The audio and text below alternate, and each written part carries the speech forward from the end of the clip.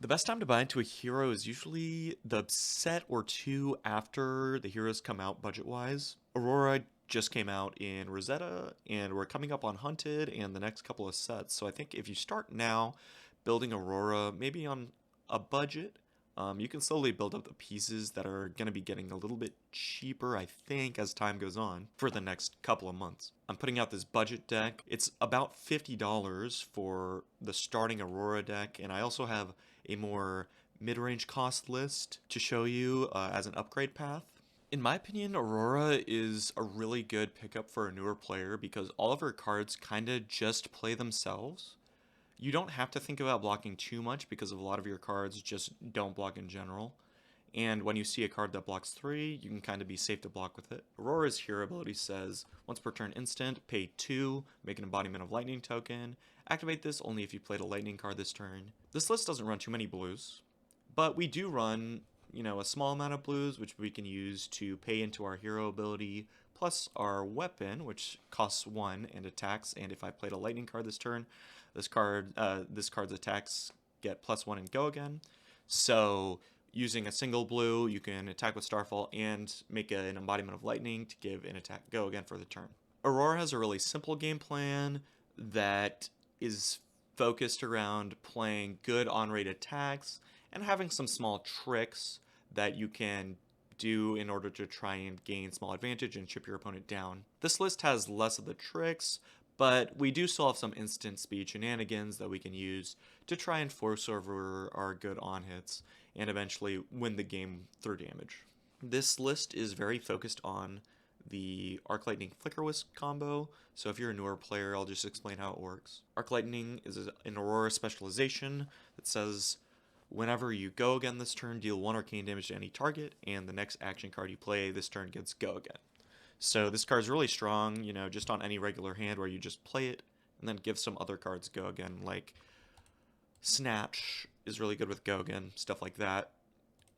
Because Arc Lightning itself has go again, it's going to deal 1 arcane damage. If we have a 5-card hand with Arc Lightning, it gets stronger, right, because it deals 1 more damage per card that we can play in the turn. We can abuse all these arcane damage triggers with another card from Tales of Aria called Flickerwisp. It has Lightning Fusion, which means as an additional cost to play it, you can reveal a lightning card from your hand, which is what we want to do. And if it's fused, until end of turn, action card effects you control that deal arcane damage instead deal that much arcane damage +1, and then deal 1 arcane damage to target hero. If you combine Flickerwisp and Arc Lightning, then Arc Lightning will deal 1 arcane damage, but it's actually going to deal 2 because Flickerwisp will pump it by 1. So the play pattern is we play Flickerwisp first, and we're going to reveal Arc Lightning from our hand. Flickerwisp will deal 2 arcane damage, and then we play Arc Lightning. We'll get the whenever you gain go again this turn, deal 1 arcane damage to any target, and the next action card you play gets go again, and this will deal 2 arcane damage. And then we play the rest of our hand. Maybe it's a Snatch with go again from the Arc Lightning, deal 2 arcane after, play a Ravenous Rabble maybe, deal 2 arcane after, Scar for a Scar, deal arcane after. You get the picture. We get to deal a lot of damage. On the turn that we do that, we want to get other go again effects. So we are playing Vexing Quillhand in order to do that. As an action, destroy it and make 2 Runechant tokens with go again. Runechant tokens will just send 1 arcane damage and break when you play an attack or attack with your weapon. And then we also have Aether Ironweave, which is another action with go again that says destroy Aether Ironweave, gain 2 resources, activate only if you've played an attack and a non-attack action card this turn, and it has go again.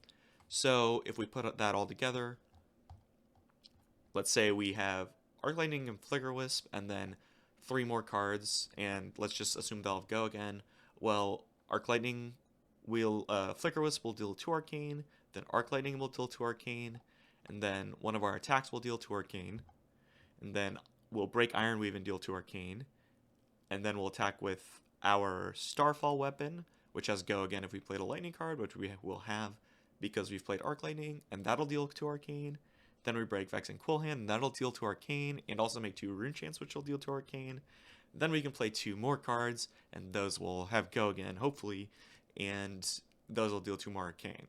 So you can get something like, 6 or 7 arc lightning triggers, which will deal a bunch of arcane damage that's basically unblockable and help push us over the top of the more defensive decks in the format, and also race against other aggressive decks. There's some other important cards in this deck to take note of. The first is Burn Up Shock. This is a meld card, which is kind of confusing, but almost all the time you're going to play it melded, which means we're playing both halves.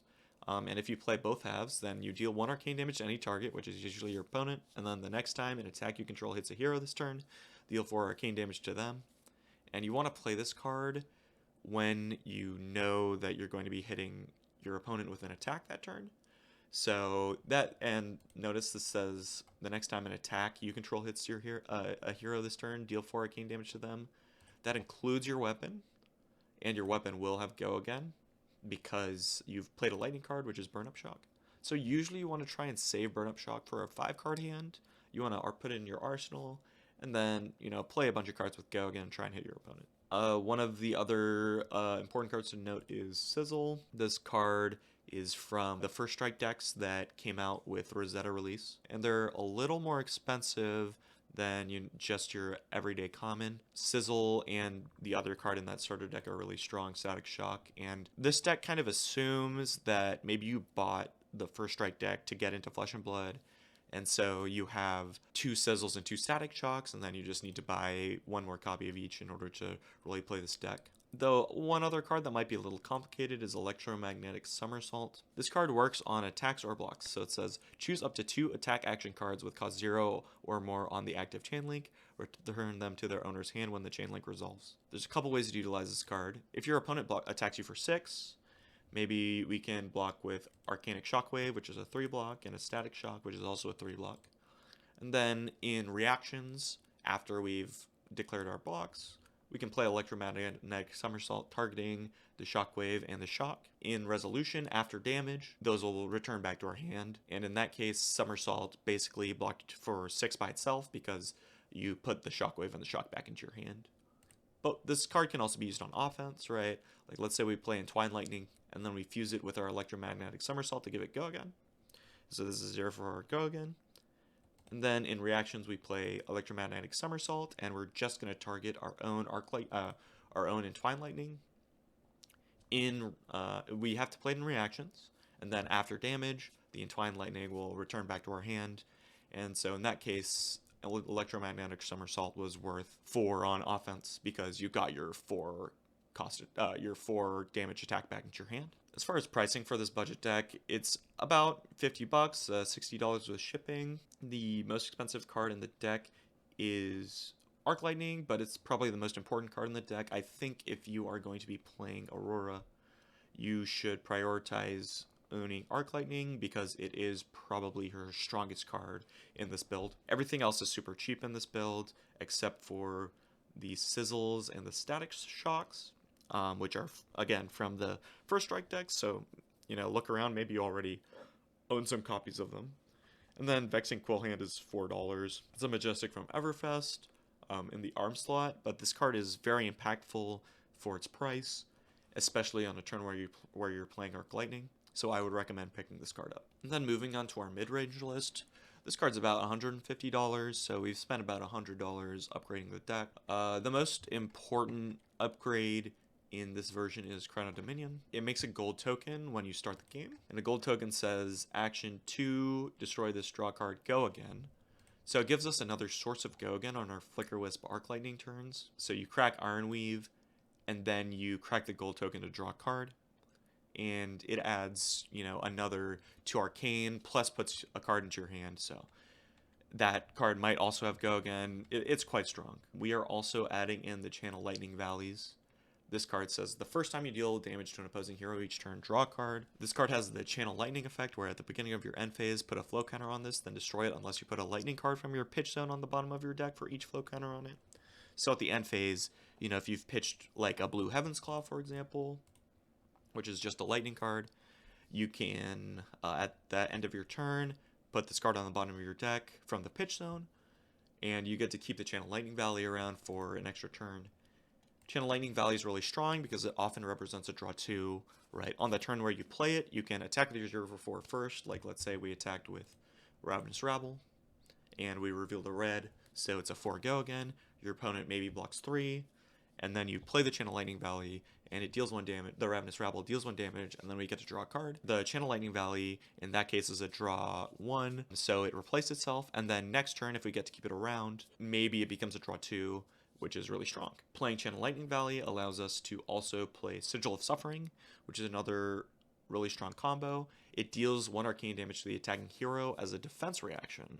So that means if we play a Channel Lightning Valley and then play Sigil of Suffering, if our opponent does not Arcane Barrier the arcane damage, then we get to draw a card. So Sigil of Suffering effectively was a free block 4 in this case. It's important to add Channel Lightning Valley in this build because there are many game states where you just have a Channel Lightning Valley in your arsenal for a while, and then you draw into an Arc Lightning, and you get to play out the Channel Lightning Valley, have a smaller Channel Lightning Valley turn, and then put the flow counter on the Channel Lightning Valley while arsenaling the Arc Lightning.